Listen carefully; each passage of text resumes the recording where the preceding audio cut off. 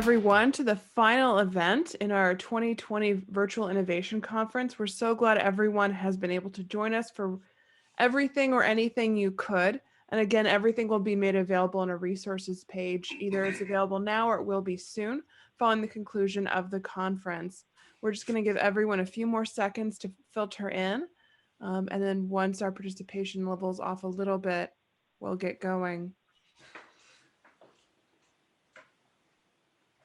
As Sham and Mark are sharing their vision and anecdotes, and we get to know them a little bit more, as you have questions or comments, feel free to put those into the Q&A feature or into the chat feature within the Zoom, and we will address those. I'll raise them or answer them in real time as we go forward, so don't be shy. Okay, and I think we're leveling off around 50, so I'll introduce Mark and kick us off. Again, thank you all for joining us, and we're joined by Sham and Mark. They'll tell you more about themselves in a moment. I'll let you know Mark Gonzales is our Senior Vice President of Professional Services at Perceptyx.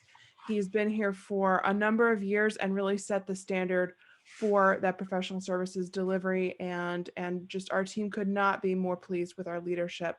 I'm excited to hear his vision for 2021 as much as you all are. And I'll let him tell you more about that in his own words. Thank you so much, everyone. Thanks, Brittany. Really appreciate that. That was very kind of you, and look forward to continuing to raise that bar. And let me add my thanks to everyone who's joining us for our final session of the conference this year. It's hard to believe the last couple of days have flown by, and we're really appreciative that you've invested your time with us over these last couple of days. And we trust that you've picked up some new insights and ideas that you can take back to your own organizations right away and begin making an impact. And in this session, we'll pivot one more time and set our sights on the future. And we'll ask questions like, how are we going to think about our needs of employees going forward? You know, how will the health and well-being, social justice and injustice, work environments, AI, HR resiliency, how will all these things trend over time and continue to present challenges and opportunities for us? And what issues will our organizations need to anticipate as we look ahead?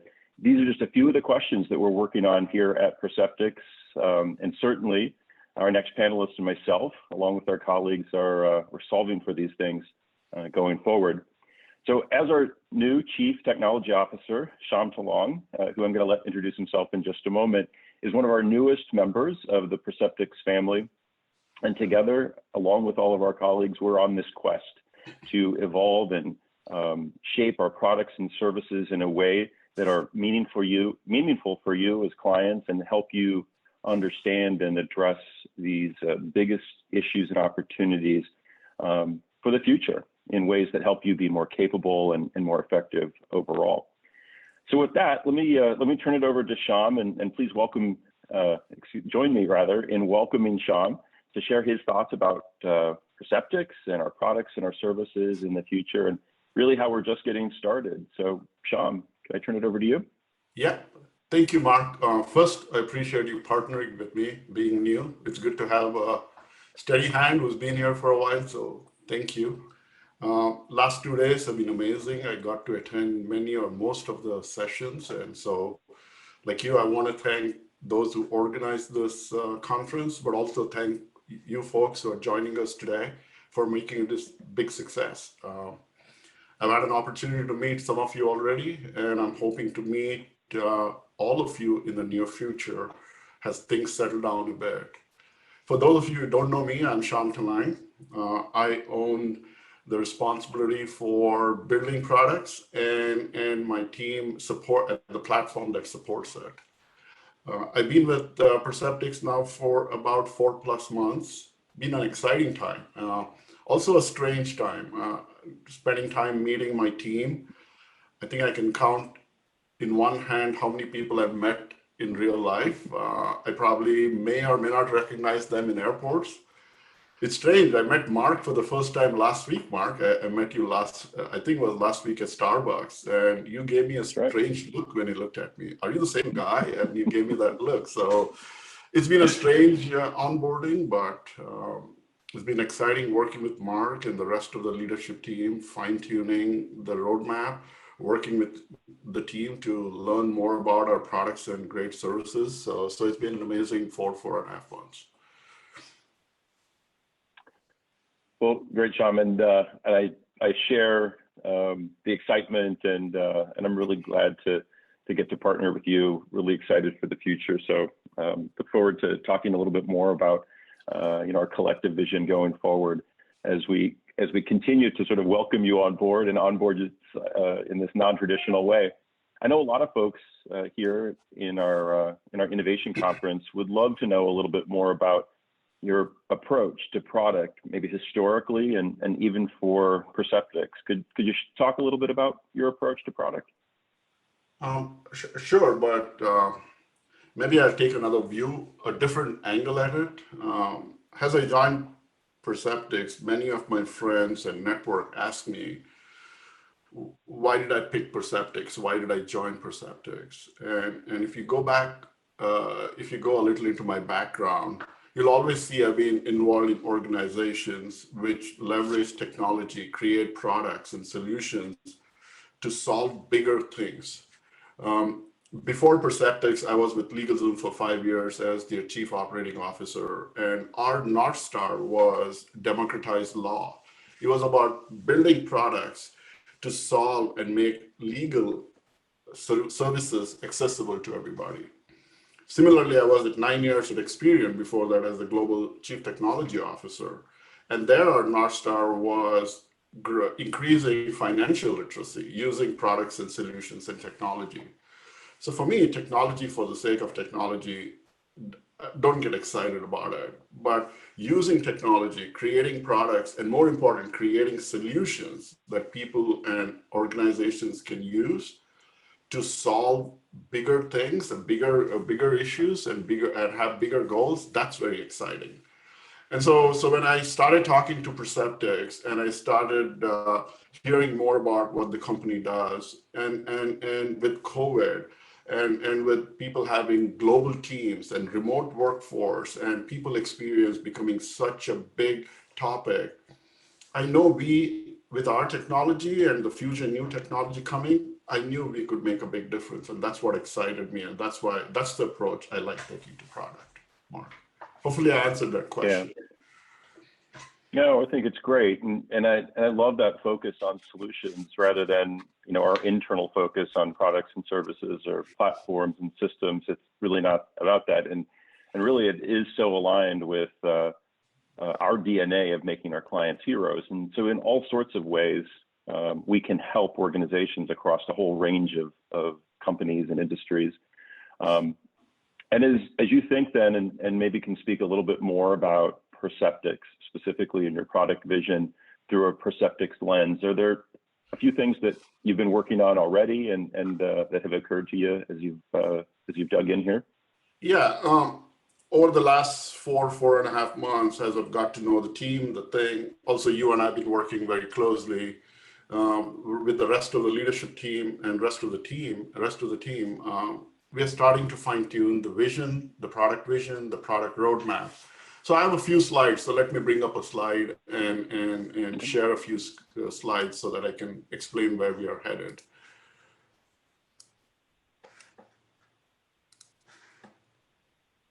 Mark, can you see my slide? We've got it. Yep. Thank you. Yeah, so as I was saying, we have been fine-tuning our vision, our product vision, but more important, Perceptyx continues to be a great survey company, but we are transitioning from being a great survey company because we want to be a great people analytics company. Because it's all about analytics. If you heard John in his opening statement, at the end of the day, surveys are important, getting comments are important, but it's all about what you do with it, and for that you need analytics. So we have started to transition into being a people analytics company. And the goal here is to enable people and organizations thrive using their analytics. At the end of the day, it's all about the people, it's about the organization and the success of those. Mark and I and our broader teams, our goal is to get this analytics through our products, through our services, through our implementation teams to bring your vision to life, our customers' vision to life. For us, our vision is to make our customers' vision real, is to bring that to life. And the approach we take, Mark, is very unique. When I started studying our competitors, when I started studying the marketplace, what I found is many of our competitors really take a very purist view of SaaS, or software as a service.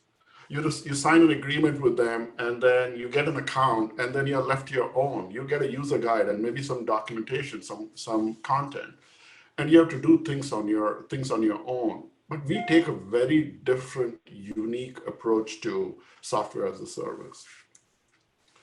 First thing is we are continuing to evolve our product so it is very configurable. It's configurable so that, for two reasons. We have heard from you that self-service is important, so we want it to be configurable so you can do it yourself.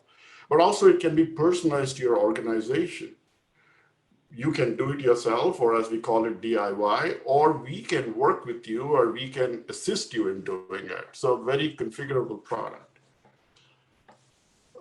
A second thing here is this product is then supported by a platform, a very scalable platform. And in our SaaS, we don't think of it as a software platform, but an analytics platform. Because at the end of the day, it's all about the analytics. It's about actionable analytics. Our platform, it's all about this platform that can give you actionable insights. And most important, we take a very different view.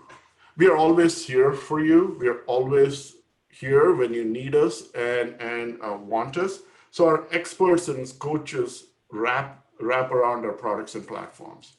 Mark's team, the experts, and our implementation teams, they're here when you need. You can do things on your own. That's our philosophy in our product design.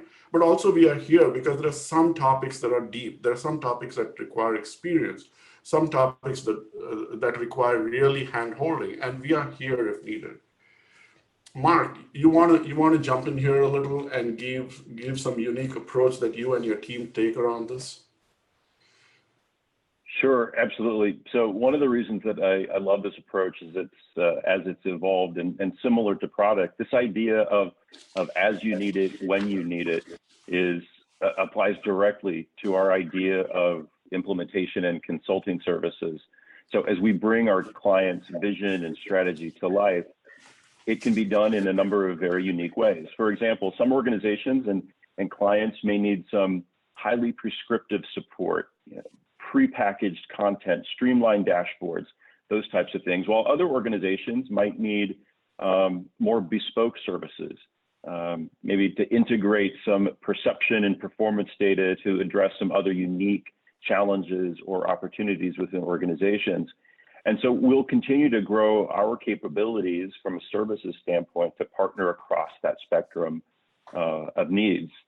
And of course, I think it's really important to point out that the underpinning of all these service variations and adaptations is the expertise and coaching, as you pointed out, around things like world-class coaching, transformative and transactional thought partnership, and the data analysis and the visualization.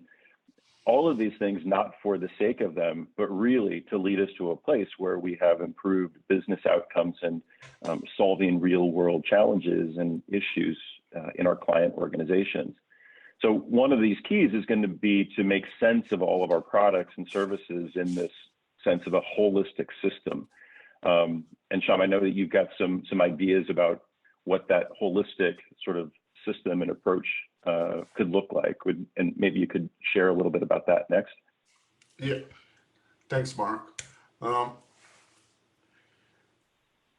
think this morning's session on leaders of the future, the panel that you did was amazing. I mean, the number of different things today organizations are grappling with to enhance people experience. Yesterday in Josh Burson and Katie's presentation around how global companies are dealing with it, the number of different issues, number of different things that people are trying to solve for to enhance people experience is amazing. And many of our customers use different point solutions to help them solve those.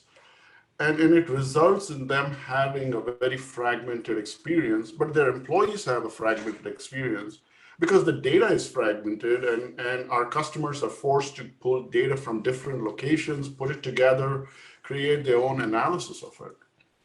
So we've decided to transition from being point solution into an ecosystem in which we have different products and services, in an ecosystem in which all of these products are now tied by a beautiful user experience that brings all of it in one place and is seamless, easy to use, self-service. We are here if you need to help. But then the data is all tied together in our analytics platform. It's all tied together, brought together, so you don't have to go to multiple places to do that. And then, of course, in our ecosystem, the most important parts are our implementation teams and our consulting and professional services members who have all the expertise, and they're there if needed and when needed.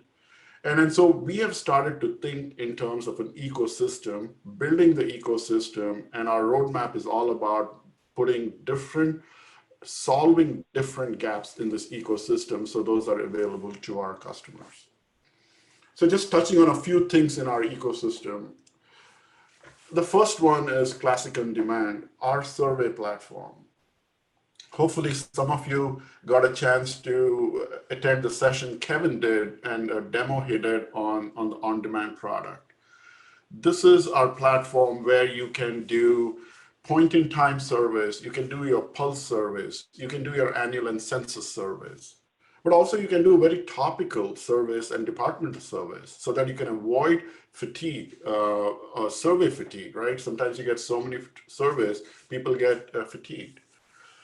You can do it by yourself. And Kevin showed that yesterday, how you can design, build, and launch your own surveys and personalize this, brand it to your organization. But also there are sometimes complex surveys when you get into the annual survey and census survey. And we are here and we can do it with you or we can do it for you. And so Classic On Demand is our survey that'll go from being self-service or we can do it for you. What we've heard is we need more than surveys. Yesterday, I think it was today, if I remember, in the panel, or was it yesterday in Katie's discussion, in the Burson presentation, she said the CEO of T-Mobile said he wants to be connected with all the employees at all the time. When we are done with our always on platform, our customers will be able to connect with their employees, with all their employees all the time. And the way we think about it is, number one, point-in-time surveys are important. But then lifecycle surveys are important, which we do today, whether it is onboarding and offboarding and a continuous listening mechanism, whether it is D&I survey, whether it is well-being surveys, or whether it is social responsibility or any other survey you want to do. But wouldn't it be also great if at the end of the survey, you not only asked an employee for an opinion, but also based on crowdsourced technology, now you can go into a conversation about the opinions they have, and then harness collective intelligence to get ideas on how to solve for those problems. So we are building things into our always on platform to do crowdsourced way of being able to do that. Also think about a scenario where you are deploying new processes or you're making certain changes and you want to allow for your employees to make some decisions and the ability to democratize decision making. That's another way of being connected with your employees, and more important, engaging them in the process. So that's the way to be connected. I think this morning's presentation, I heard from Suzanne in Mark's thing saying that wouldn't it be great if I knew how long my teams are stuck in meetings. A big part of being connected is ingesting passive digital exhaust into your analytics platform. I would love to know if my engineers are fatigued by being in meetings, because that's not what their main goal is. And it would be great to get a nudge saying that, hey, 50% of your team's time is in meetings, and then I can act as a leader to do something about it, cause change. So our always on product is going to be about continuous listening, but also go beyond that and allow you to have conversations with your employees and the people in your organization. The third component is, John said this great. He said it yesterday in his opening comments, saying that what's the purpose, what is the use of a survey? You get the comments, but if you can't act on it, what's the meaning of it? But to act on something, you need to analyze it. You need analytics from it. So our people analytics is the core foundation of this ecosystem, a very important component. We'll continue to enhance our dashboards and reports. We'll continue to do cross-tab surveys and cross-survey reports. Those will continue to be there. We'll continue to do great statistical analysis based on the survey and other data we have. But more important, we have started to deploy sentiment analysis. We've started to deploy theme, overlaying sentiment on top of statistical analysis, overlaying themes on top of statistical analysis. I think that's an important aspect of it. I call it BYOD, right? Bringing your own data, not bringing your own devices. Bringing your own data because at the end of the day, we do this to enhance people experience, but also to get greater business performance. If you can bring your financial data, if you can bring your CX data into our platform and tie it into people data, then you get the true power of the people experience. Did certain actions you took help in helping the business? Did certain things in the business have impact on people experience? So bringing your own data is going to be a key component of this people analytics. An important aspect of the sentiment and theme analysis, hopefully you had a chance to attend Brett and Alex's presentation, the whole thing around crawl, walk, and run, and also Matt's presentation around text analytics. A big thing in Matt's presentation he presented was around building your own sentiment dictionary. What do I mean by that? In this platform, we know each organization has its own speak. Each organization has its own acronym. Perceptics has its own. So certain things mean certain things mean good, certain things mean anger, certain things mean emotion. We are allowing and we have started to build capabilities where our customers can build their own sentiment dictionary. So when we create sentiment analysis, those will be very personalized to your organization. So when you see the analysis, is it meaningful to your organization? Let's not forget the benchmarking, the library of benchmark that Mark's team and all create, all the research that they create, the benchmarks that we do for industries so that you can compare your analysis with the other industries, compare with other companies in your own industries and be able to do that. So this is the analysis and people analytics platform. And the final component of this whole ecosystem is the ability to inspire through action. What is the point of all the analytics if you don't take action and you don't see the difference or don't see the change?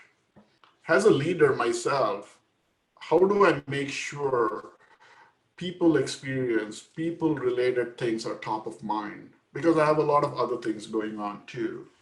So one of the things we are really working on is actionable nudges. So that I can get nudge in my flow of work. You may prefer Slack, somebody might prefer email, somebody might prefer another channel where to get that. But we've got those nudges on a regular basis, but they're actionable because our teams, based on their experience, based on doing all this analysis, have come up with real actionable nudges that you get it, then you know it's top of mind and you can react to it. We're also working on enhancing our action planning capabilities. So you get very, very personalized action plans so that you can act based on that. So you can cause change.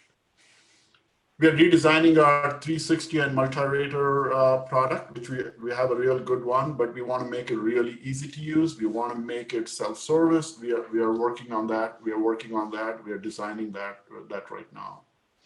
I'm sure you also saw Mike Howard's presentation on some of our performance management capabilities that we have in beta, and it's going on in beta, and we'll make decisions on how the beta test goes and what our future plans around it are.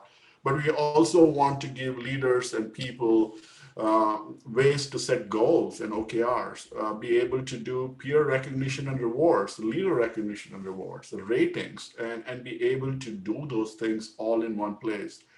Able to bring your own data, able to take performance data, able to take survey data, tie it all together and come up with real true action plans and nudges and insights that you can act on. I know I said a lot there, Mark, but I want to give you an opportunity to jump in and give your perspective on how your team and your team's expertise come into play here. Sure, Sham. I just think this is such an elegant sort of solution here, because in the past, if you think about the way that either product or service has partnered with our clients, in some cases, it was maybe more transactional. It was about a survey, or it was about some analysis or a dashboard or some executive reporting or a project plan. And looking ahead across this entire ecosystem, across this people experience ecosystem, we can acknowledge finally that our clients' needs around products and services can be dynamic. And so it's just really fundamental that everyone on the client and the Perceptyx project team is aligned around things like what we're solving for, how to best get there, how to know when we've succeeded and when we need to reset. Then we can go about a very tailored, very personalized use of all of these different products and features and elements of the service to make really meaningful change in client organization. So I think this is just a really wonderful opportunity to marry those two things together for the benefit of all our clients as we look ahead. And so clearly this is you know, an ambitious sort of move, and one that will have a lot of benefits for us. Are there some things, Sham, in the near term that your team is working on, some priorities for you and the team that you could maybe talk a little bit more about? Yeah, I know there's a lot we covered, and for those of you in the audience, if you need to go through details, more than happy to set up one-on-ones, go through more in detail and cover it. But it excites me when I see that roadmap and what Perceptyx has already done and what I can bring. But there's a few things that are near term and should come over the next few quarters. First is, we have heard everybody loud and clear that self-service. We have a great product that our team's implementation team, your own team, Mark, that all get together and work really hard to make our product launches for our customers. But our customers have told us, you told us, we want self-service capability. And so that's big. And so over the next 2 quarters, you will see on a regular basis new features and function come, both on topical listening, deep surveys, but also going beyond surveys into conversation. So that's a big self-service thing is coming. Second is crowdsourcing, right? We do want to go from pure surveys into continuous listening. Yes, we have a good life cycle survey platform, and we want to enhance it so it can not just be for active listening, but we also want to ingest passive data into it, whether it be video conferencing integration, so we know how active or inactive those things are, integration into calendars, integration into all those passive listening channels. We want to help democratize decision-making within organizations, because that helps being connected. It helps getting people connected and engaged in an organization. Also, harnessing collective intelligence. This is all through crowdsourcing. How do we make sure more people are part of the solutioning a problem? How do we do that? And that's also coming up in over the next few quarters. In the people analytics space, Insight Engine is a big thing that we are investing in. The ability to get actionable nudges in your flow of work, as I call it, whether it be where you want it, when you want it, whether it is in Slack, whether it is email, whether it is SMS, whatever it is, that is how we want to do it. We don't want to force people to have to log into our system to get a nudge. That's not the way. We want to do it the other way around.